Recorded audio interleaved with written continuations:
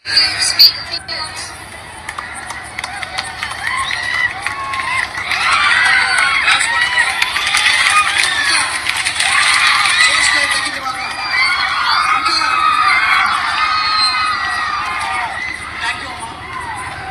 Morning everyone. అంటే 3 years నుంచి నేను ఇక్కడ చేస్తున్నాను. ఏ ఇయర్లో లేనటువంటి స్పార్క్ ఈ ఇయర్ చాలా చాలా బాగా కనిపించింది.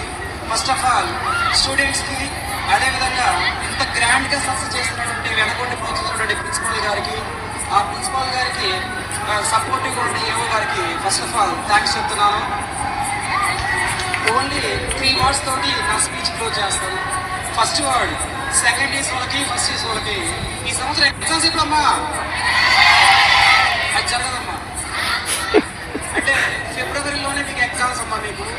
సో ఫిబ్రవరి కూడా కాదు, జనవరిలో సంక్రాంతి హాలిడేస్ ఉంటాయి, వీటితో పాటు ప్రాక్టికల్స్ అన్ని ఉన్నాయి. కాబట్టి జనవరి ఎగ్జామ్స్ అనుకుని బాగా ప్రిపేర్ అవ్వండి. అదేవిధంగా ఫస్ట్ ఇయర్ వాళ్ళకి సెకండ్ మెసేజ్ అంటే మీకు తెలిసిందే, లాస్ట్ ఇయర్తో పోల్చుకుంటే ఈ సంవత్సరం కొద్దిగా స్ట్రెంగ్త్ తగ్గింది.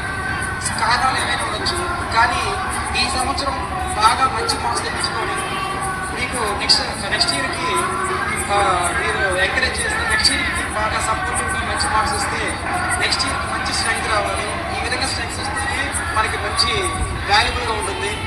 అదేవిధంగా last final message my favourite day have chance అయినటువంటి ఐపీసీ స్టూడెంట్స్ ఫేవరెట్ అని ఎందుకు అంటున్నానంటే, గత 4 to 5 years నుంచి అద్దంకిలో టౌన్ టాప్ మందే బైపీసీ. ఒక్కొక్కసారి అదేవిధంగా బైపీసీలో సెకండ్ ఇయర్ విద్యార్థి అయినటువంటి సిహెచ్ నాగప్రియ. ఎక్కడమ్మా స్టాండప్? ఈ నాగప్రియ అనే స్టూడెంట్ ఒక సాధారణ మిషనరీ స్కూల్లో నుంచి 505 మార్క్స్ నుంచి మనకి ఇప్పటికి డిస్ట్రిక్ట్ సెకండ్ వచ్చిందమ్మా మార్క్స్. అంత కాసుకోవడమే. అదేవిధంగా ఈ సెకండ్ ఇయర్స్లో ఉన్నటువంటి నాగప్రియ మిగతా పర్సన్ కూడా మంచి మార్క్స్ వచ్చింది. ఫస్ట్ ఇయర్స్ వాళ్ళని నెక్స్ట్ ఇంకా మంచి మార్క్స్ రావాలని, టౌన్ టాపే కాదు డిస్ట్రిక్ట్ టాప్ రావాలని మనస్ఫూర్తిగా కోరుకుంటాను.